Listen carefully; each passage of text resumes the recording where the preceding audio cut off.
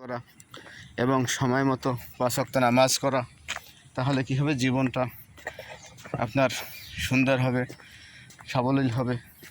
কাজেই আপনারা দেখতেই পাচ্ছেন ঘুরতে ঘুরতে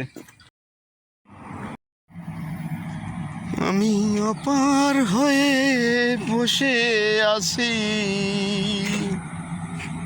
পার ঘাটায়, ও হে দয়াময়।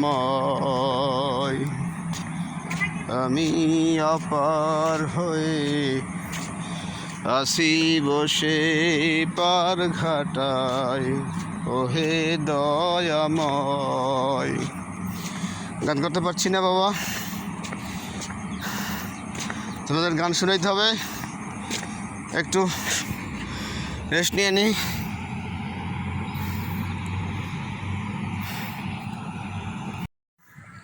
এই আলো আমাদেরকে ঝিকিঝিকি করছে, আলোগুলো দ্বিতীয় তলায়, খোলা জায়গা, খোলা আকাশ, উপরে ব্রেক ছাউনি দেওয়া আছে, এই ছাউনির উপরে খালি জায়গা, ধুধু করছে দেখেন পানি, সুন্দর দৃশ্যময় পানি, যেটা আসলে দেখতে মন চাচ্ছে। সর্বক্ষণ আমরা সেখানে আসছি এই সুন্দর পরিবেশে ঘুরে ঘুরে আপনাদের দেখানোর জন্য। আপনারা দেখতে থাকুন আমাদের সাথে। আমাদের প্রশিক্ষণ শেষ, আমরা কিছু সময় পরেই এখান থেকে বিদায় নেব, বের হব।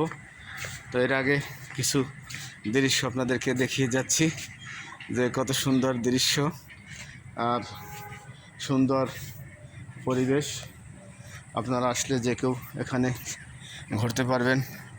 এটা একটা ভালো রিসোর্ট, ভালো জায়গা ঘোরার জন্য বাচ্চাদেরকে নিয়ে, বা মানসম্মত পরিবেশের ভারসাম্য ঠিক রেখে চলার মতো, কোনো ধরনের হ্যাজার্ড নাই, কোনো ধরনের গ্যাদারিং নাই, একবারে সুন্দর পরিবেশ, যেটা আপনি ইচ্ছা করলে সব জায়গায় এর ধরনের পরিবেশ পাবেন না।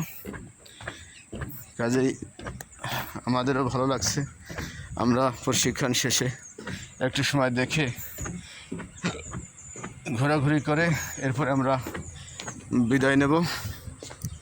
সামনে দেখুন সুন্দর একটি হাসনাহানা ফুল গাছ, এর ফুলগুলো চুপসে আসে সন্ধ্যা হইলেই এই ফুলের সুবাস দিতে থাকবে।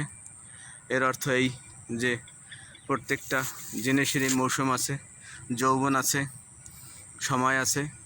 এই ফুলেরও সে যৌবন হলো সন্ধ্যার সময়, হাসনাহানা ফুল। এরকম কিছুদিন দিয়ে বেশি দিন থাকে না এটা, এরপরে এর সুবাসও শেষ, এর মুকুলগুলো ঝরে পড়ে যায়, ফুলগুলো ঝরে পড়ে যায়, এর যৌবন শেষ হয়ে যায়।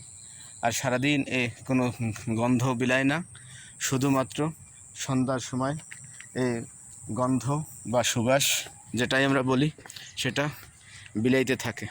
তো মনে রাখতে হবে প্রত্যেকটা জিনিসের এক একটা সময় আছে, মৌসুম আছে, যৌবন আছে।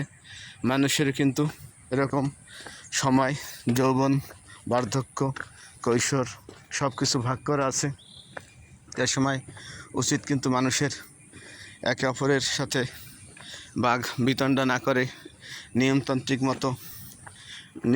মতো ঘোরাফেরা